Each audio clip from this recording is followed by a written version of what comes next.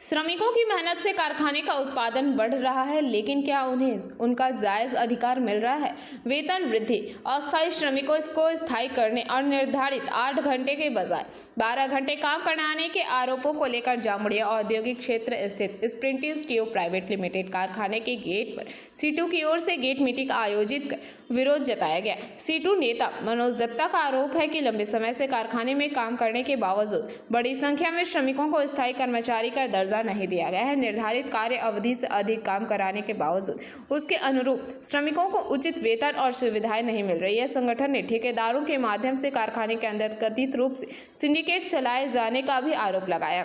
Situ नेता हेमंत प्रभाकर का दावा है कि यदि कोई श्रमिक इन व्यवस्थाओं का विरोध करता है तो उसे काम से हटाने की धमकी दी जाती है।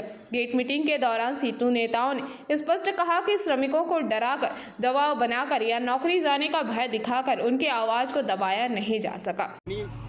এটা শুধু এই কারখানায় হচ্ছে না, স্পিনটেককে হচ্ছে না, অন্য সব জায়গায় হচ্ছে। তার বিরুদ্ধে আন্দোলন হচ্ছে, আগের থেকে অনেক কমেছে।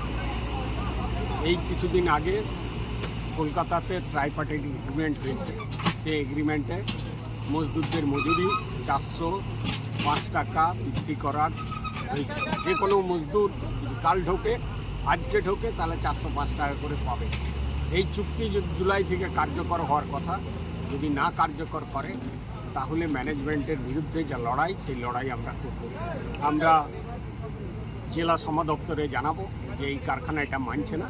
শ্রমিকদের আমরা অনুরোধ করছি, আপনাদের যদি কোথাও এই জুলাই থেকে হাজিরিটা না পান তাহলে আমাদের দিতে হবে। আর 2025-এর মার্চ থেকে যদি এরিয়ার পেমেন্ট না হয়, এই হাজিরিটা বেড়েছে 2025-এর মার্চ থেকে, সেই বৃদ্ধি যদি না হয় তাহলে আমাদের আগামী দিনে বৃহত্তর আন্দোলনের জায়গায় আমরা যাব। এই কথা আমরা বলছি।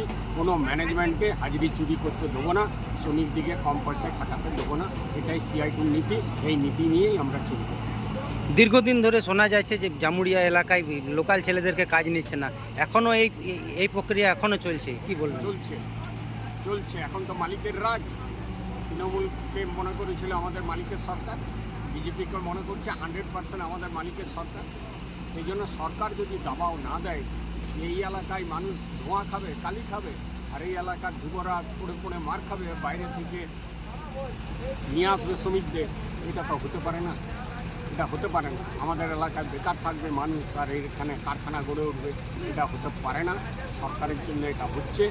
আমরা চাই যে বেকারদের বিরুদ্ধে তো আমরা নই, কোনো যুবকের বিরুদ্ধে আমরা নই।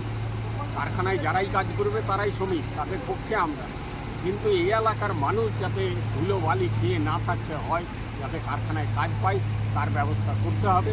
এরকম বহু জায়গায় হয়েছিল, আমরা ব্যবস্থা করেছি। আগামী দিনেও আমাদের এই লড়াই চালিয়ে যেতে হবে। তাহলে কি এই যে সিন্ডিকেট রাজ চলছে ম্যানেজমেন্টের, এটা কি ভাঙা যাবে আগামী দিনে? একদম ভাঙা যাবে। সিন্ডিকেট রাজ আমরা ভাঙবই। শ্রমিক আন্দোলনই পারে সমস্ত সমস্যার সমাধানের জন্য। শ্রমিক শোষণের বিরুদ্ধে আমরা লড়াই, আন্দোলন আগামী দিনে এগিয়ে নিয়ে যাব। এটাই আমাদের। जामुड़िया से दिलीप साव की रिपोर्ट, पीबीटीवी न्यूज़।